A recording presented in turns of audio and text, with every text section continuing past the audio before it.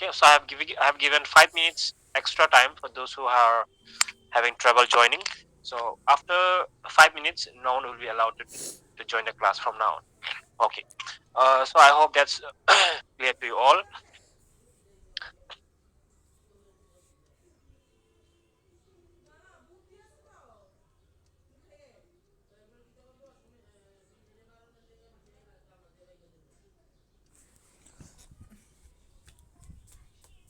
Ma,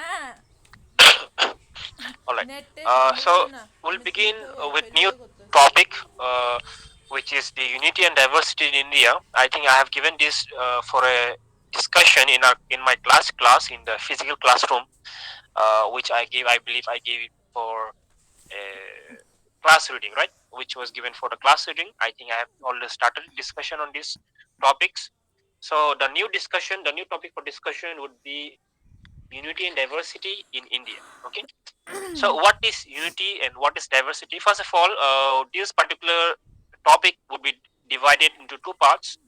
The first part will discuss what is unity, what is diversity, what does it mean when we say diversity, unity, right? And the second part would be what are the elements, what are the factors in our society that is challenging or that is trying to disrupt this unity in diversity. Okay, that too, once again I'm going to repeat myself. So this particular topic, the discussions on this particular topic would be divided into two parts. First, how is or what is unity, what is diversity in our country. After that, we'll discuss how or what are the factors that is challenging and affecting this unity in our country. Okay, so first we'll discuss what is unity and diversity.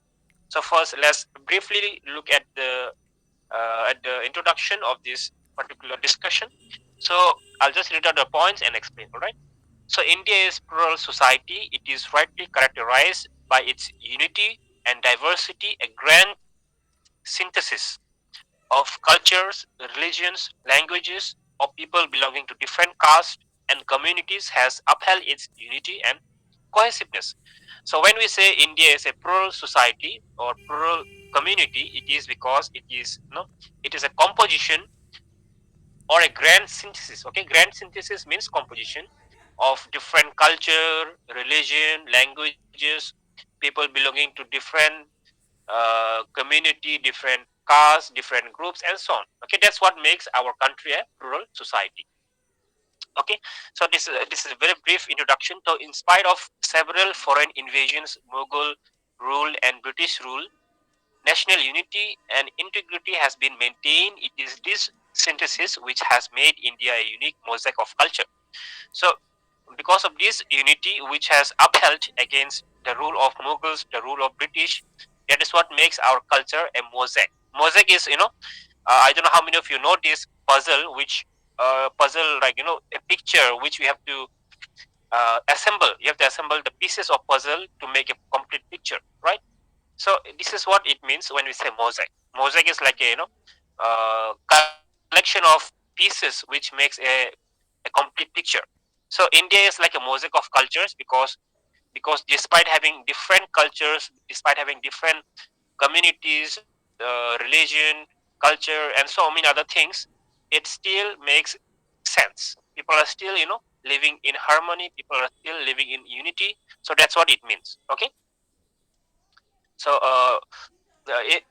India fought against the British Raj as one united entity. Foreign invasions, immigrations from other parts of the world, and the existence of diverse languages, culture, and religions have made India's cultural tolerant on one hand and a unique, continuing, and living culture with its specificity and historicity on the other hand. Okay, so it is that this unity and diversity which makes India a unique, a unique country.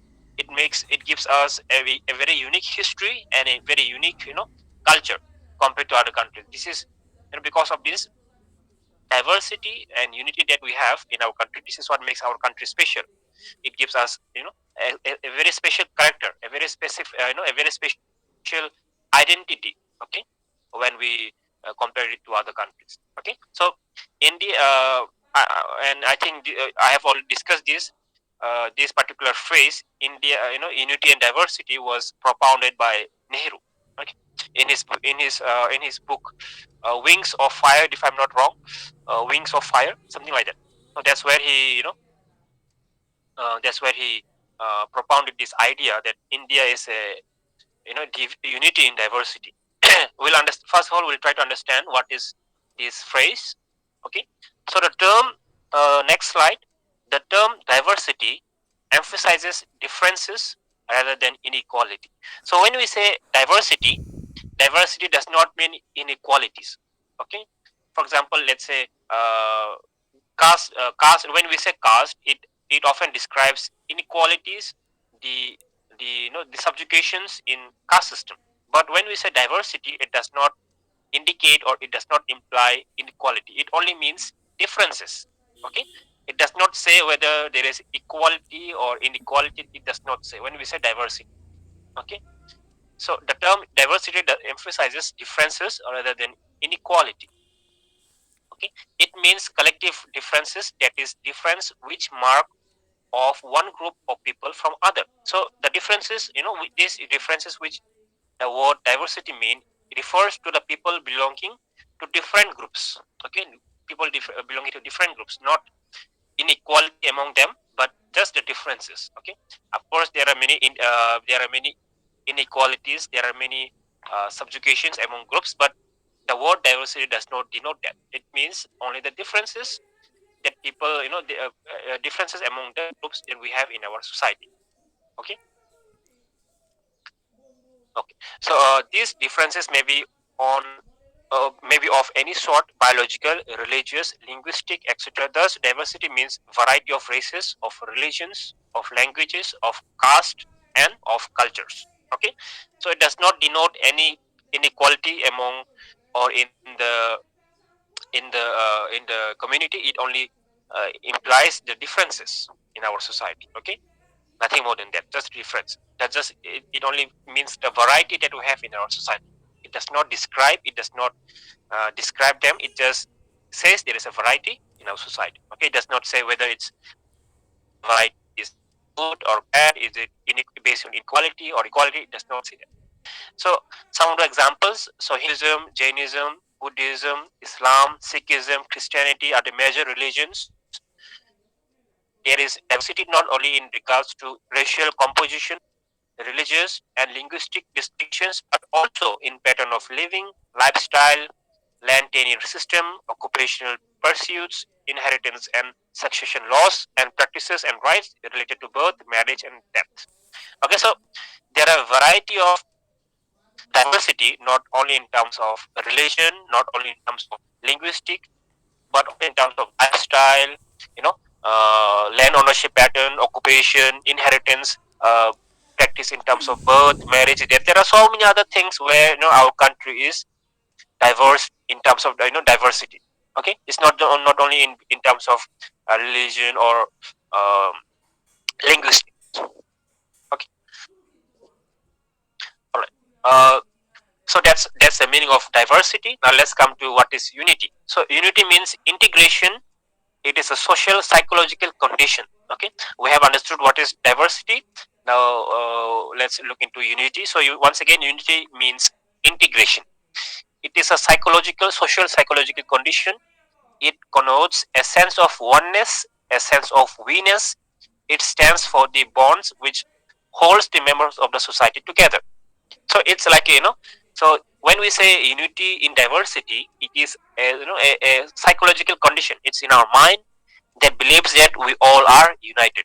So when we believe that we all are united despite our differences, in terms of religion, linguistic, culture, community norms, and so on, despite our differences, despite our uh, diversity, when we believe that in our mind that that we are united, because it is a psychological condition. When we believe we are united, it is a psychological condition. Okay, so unity is simply a social psychological condition in which the people believes that they are united, they are as one as nation. Okay, overlooking or overcoming all the differences and believing that they are one as nation. That is what we mean by unity. Okay, unity in diversity essentially means, so now we are putting both the words together. So unity in diversity essentially means unity without uniformity, and diversity without fragmentation. It is based on the notion that diversity enriches human interaction. Now, what does it mean? Unity without uniformity. So, when there is unity without uniformity basically means when things are similar, right? When things are similar, but here it is saying without uniformity. Okay, so unity and diversity essentially means unity without uniformity. So when there is a uniformity, when there is a when there is a unity but there is no uniformity, that is, people are not similar, people are different in nature. Okay, like we have discussed in diversity, when people are different in nature, there is no uniformity in society. When people are belonging to different culture, norm, values, religion, so that is what it means when we say unity in diversity. Unity without uniformity, and diversity without fragmentation. Now, what does fragmentation mean? Can anyone tell? Diversity without fragmentation. So, diversity, we have understood diversity. Diversity means when we observe, a variety of culture, a variety of norms, communities, and so on. So, when we have this diversity without fragmentation, that is uh, scattered around, right? When we say fragmentation, it is something which is চুপ scattered করো না around. For example, if you drop a glass in on a hard on a hard ground, the glass would scatter, right? So that is what we call as fragmentation. The glass has fragmented. Okay, it has broken into pieces and scattered. That is what fragmentation means. So unity in diversity means diversity without fragmentation. That is, even though there is a diversity, even though there is a variety of things, but still people are all together. It is not fragmented. Okay, without fragmentation. That's what it means. Diversity without fragmentation. It means even though there is a variety, even though there is a diversity, people are all together. They're all together. They're all identified as nation, as one. One nation. Okay, that's what it means. So unity in diversity essentially means unity without uniformity and diversity without fragmentation. It is based on a notion that diversity enriches human interaction. Okay, all right. So I believe this is the end of introduction to diversity, unity, and diversity. So any question, please do clarify if you have any confusion. Sir, can you tell me the again mosaic of culture? What does it mean exactly? Mosaic of culture. Okay, all right.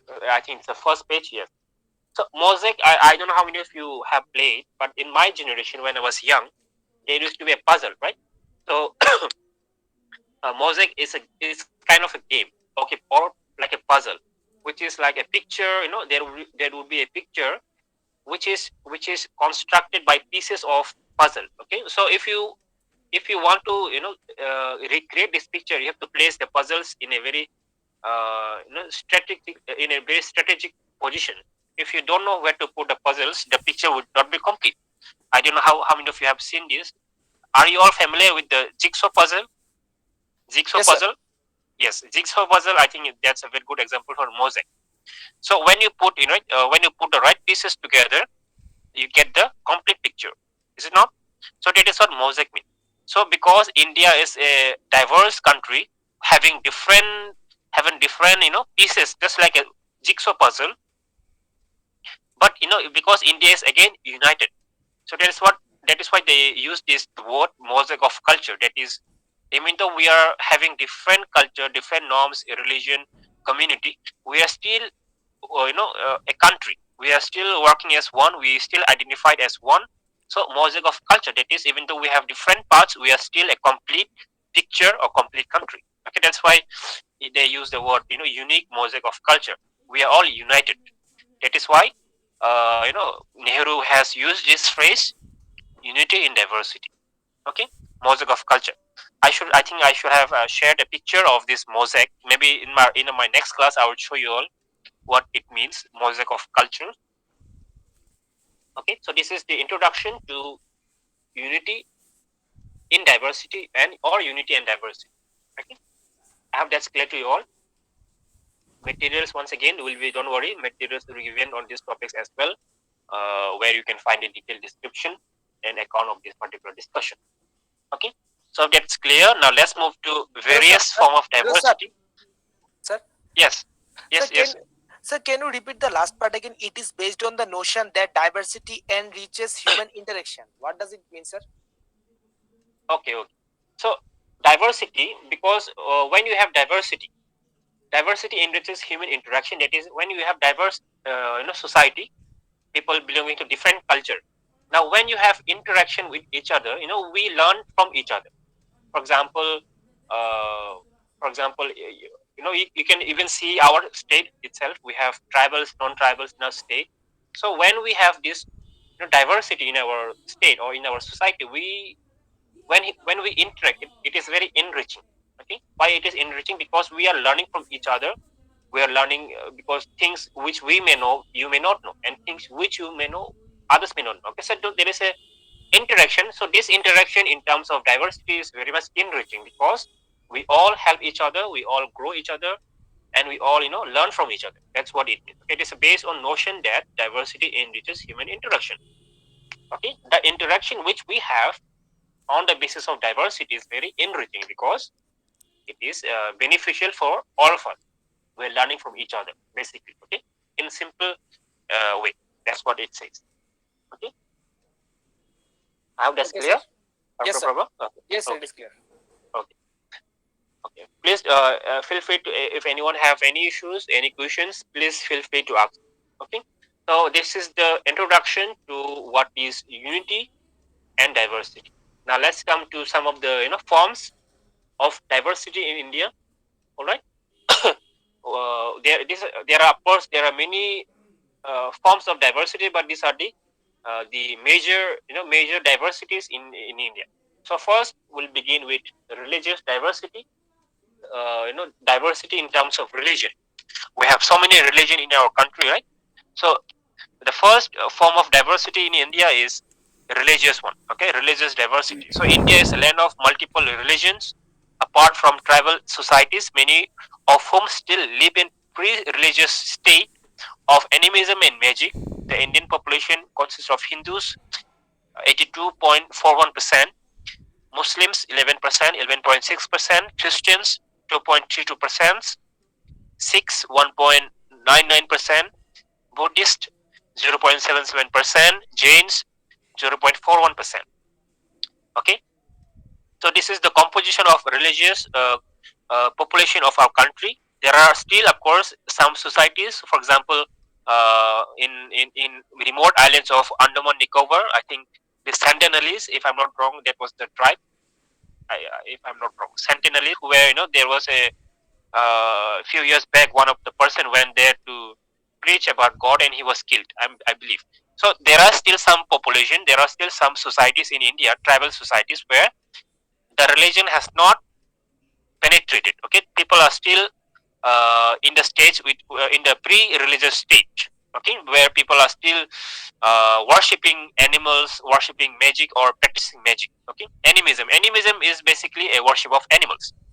Okay, so there are still societies or communities in our country where religion is not practiced yet, but mostly India is a very religious country.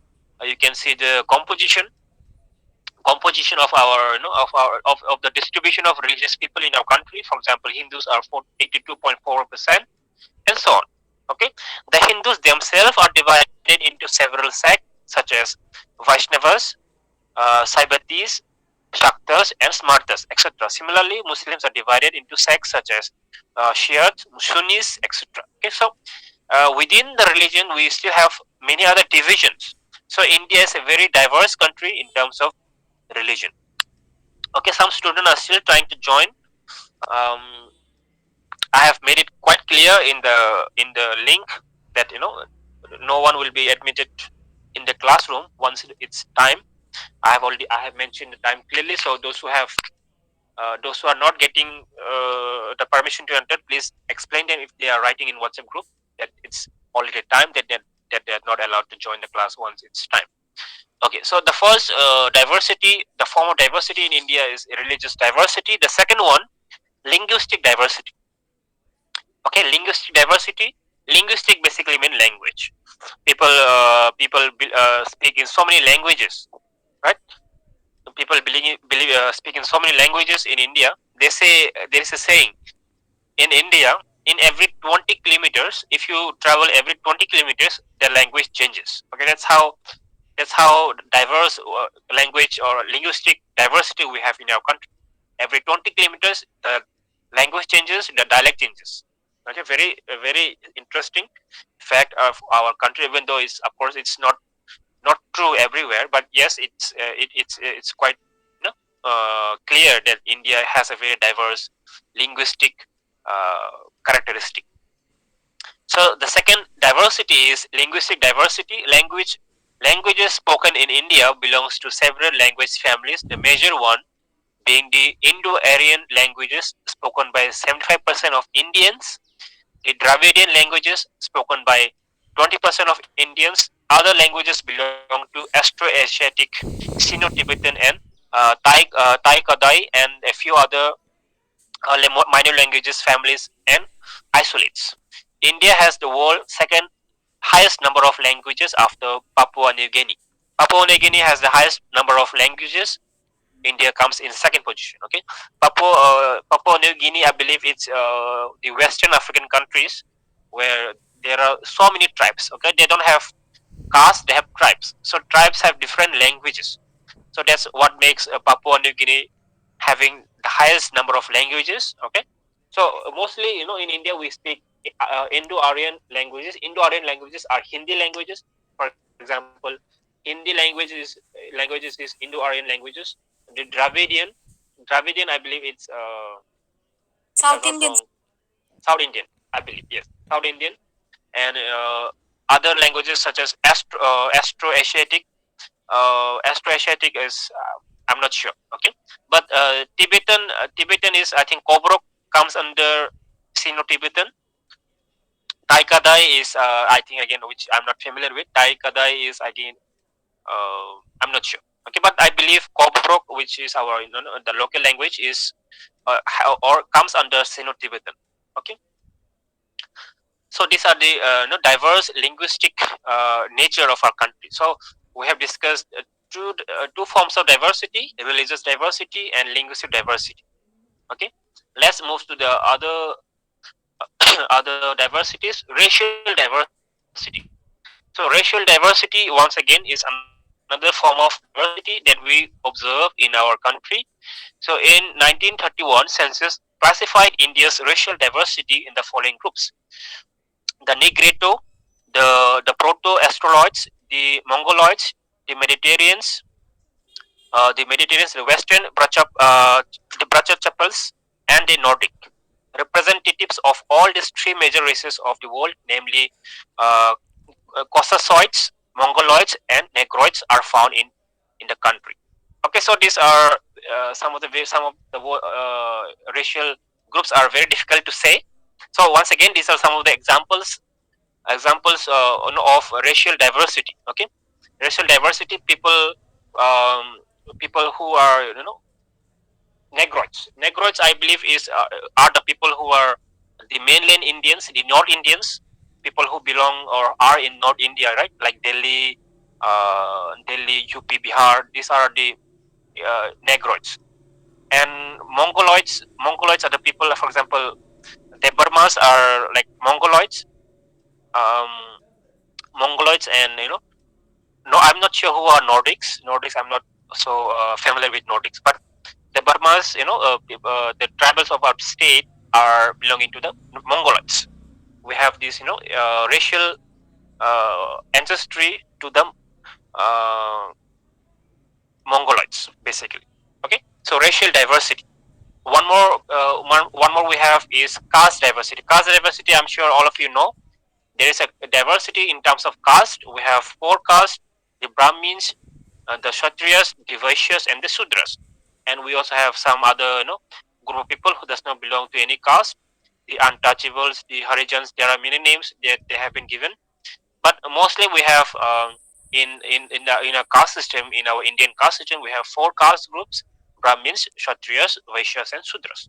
Okay, so caste diversity, I'm sure all of you know.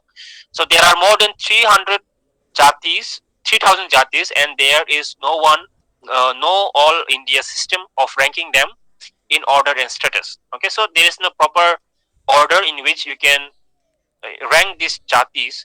The jati system is not static, and there is mobility in the system through which jatis have changed their position over time. This system of upward mobility has been termed as Sanskritization by M. N. Srinivas. I believe Sanskritization is part of your syllabus as well. So Yes, sir. Sanskritization is, yes. So Sanskritization is basically a process through which a caste achieve some kind of status in the caste system. Okay, a lower caste may become a upper caste through this process, and this process is achieved through various forms. For example, population, through bureaucracy, through politics, through many other forms, I think, which will be taught to you all. But mostly it is achieved through population, dominant caste. Sanskritization is achieved through dominant caste. Okay, mostly. But there are many other factors which contributes in achieving Sanskritization, a process by which a social mobility is performed or achieved. Okay, so caste diversity, I think this is very well understood by all of you. We have a large, a large population of a country which belongs to Hindu society or Hindu community, and this community is divided into four castes: Brahmins, Kshatriyas, Vaishyas, and Sudras. Okay. Next, we have cultural diversity.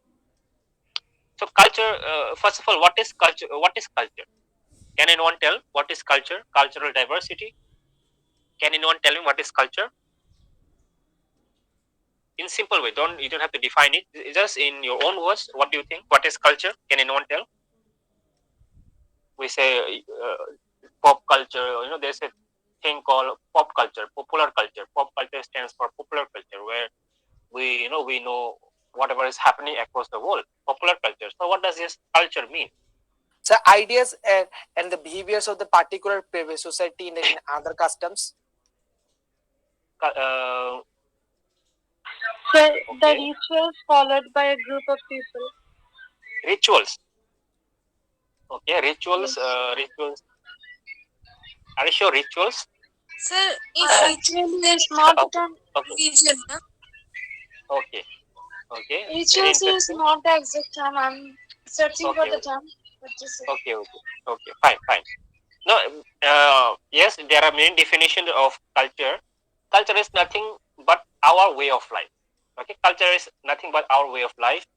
For example, what we do, in our everyday life. Like for example, we mostly we wake up, we dress up, we go to college, we come back to college, we socialize a bit, and we go back to our homes, and this is what we do in our daily life, right? So our everyday activity, which constitute our life, that is basically what we call as culture. Culture, for example, popular culture. When we say popular culture, something which is followed by the majority of the people. For example, popular culture is like going to college. um, I'm sure most of you know the Avengers movies. This is, which is popular among our society. That is popular culture. Culture is nothing but our way of life, what we do in our life. That is culture. So culture, that rituals. I think someone said rituals. Rituals, in a sense, it is also part of culture, but that is not the defining factor of culture. But yes, rituals are also uh, part of culture. For example, we do have certain rituals in our religious practices. People go to church, people go to temple, mosque, and we do certain kind of rituals there, right? That is again part of our culture.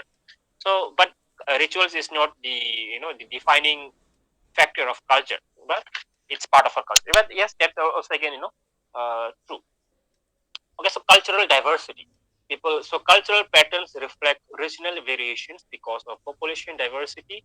There is immense variety in Indian Sir, your culture. voice is As cracking. okay, okay, is it clear? Is it clear now? Hopeful. I think it was maybe because of the network issue. Okay, so cultural diversity. Okay, coming back to the cultural diversity, cultural pattern reflects regional variation.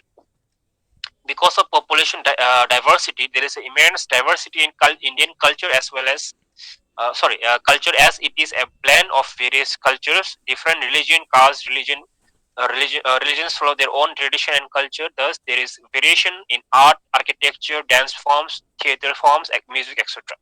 So, as we have already discussed, that India is a huge, diverse country which has different religion, different community, different uh, society, different tradition, and so many other things. Because we have so much diversity in our country, it is a byproduct. It is a byproduct that the culture in our country is going to be diverse. Okay, it's a byproduct. It's a direct result of the diversity that we have in our country, that the country is going to have cultural diversity as well, because our country is diverse in terms of everything, right? So which is obvious that the country is going to be diverse in terms of culture as well. Okay,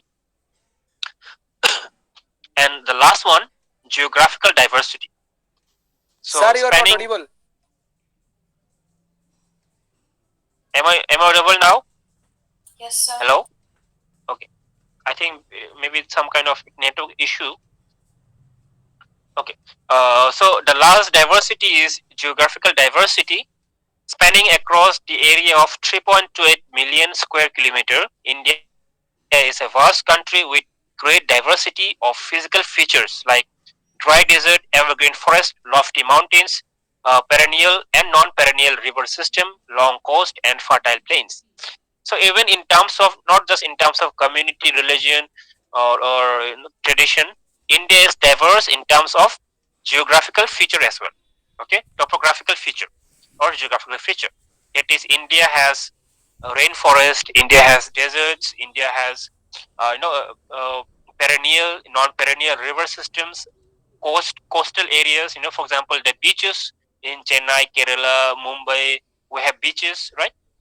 And fertile plains. For example, in the Assam is very fertile. Assam, West Bengal. There are the places which are near to the Ganga River are very fertile. Okay, so our our geography or our topographical feature is also very much diverse in nature. Okay, because we have all kind of diverse geographical features.